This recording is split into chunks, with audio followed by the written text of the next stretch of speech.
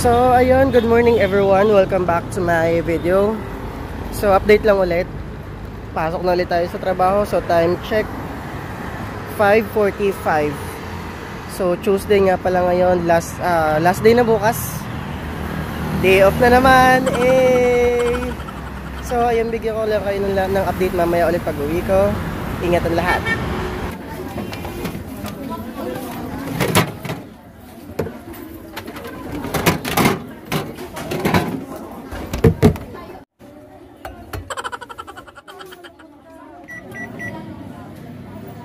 So, ayun, magandang hapon sa inyong lahat, guys. So, as you can see, naka-out na, nakatapos na naman tayo ng 8-hour shift today.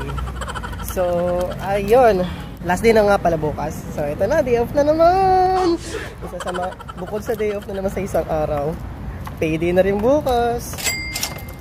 So, ayun, yun na naman yung mga motivation natin.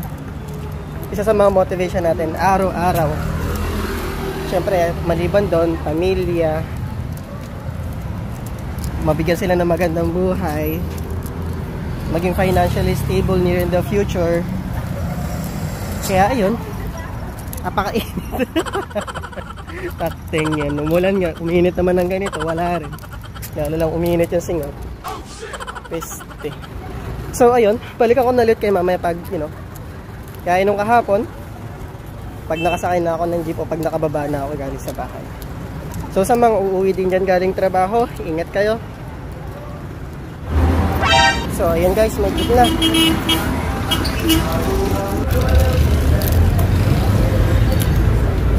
Excuse me lang po.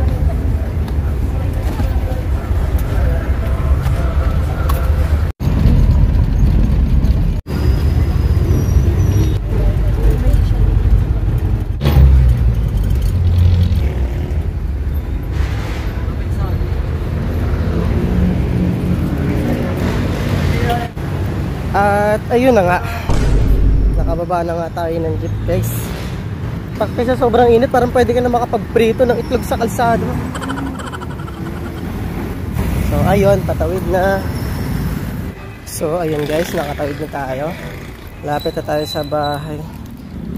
Solid talaga ang init.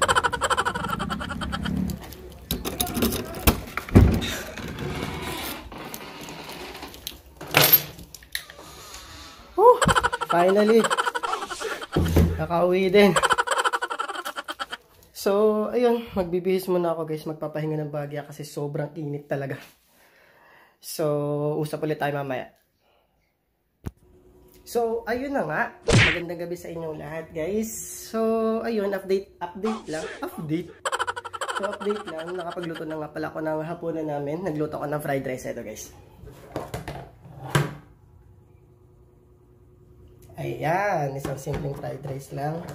Ang partner nito, naglaga ko ng itlog, tsaka nagluto ko ng dilis. Pero yung dilis, mamaya na natin lulutuin pagdating ni Mrs. para crispy pa rin siya. So, yung ulam namin ngayong hapunan, parang pang-almusal. Bakit? Anong pakialam mo, ha? Kanya-kanyang trip sa buhay yan.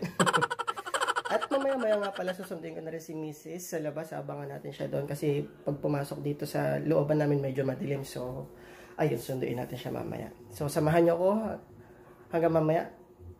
Ito na yung last na video para sa araw na to. So, ayan. Kita ulit tayo mamaya. So, ayun na nga. Nandito na tayo sa labas para hintayin at susunduin natin si Mrs. Thank you sa pagsama sa akin sa araw na to. So, ayun guys. See you on my next one.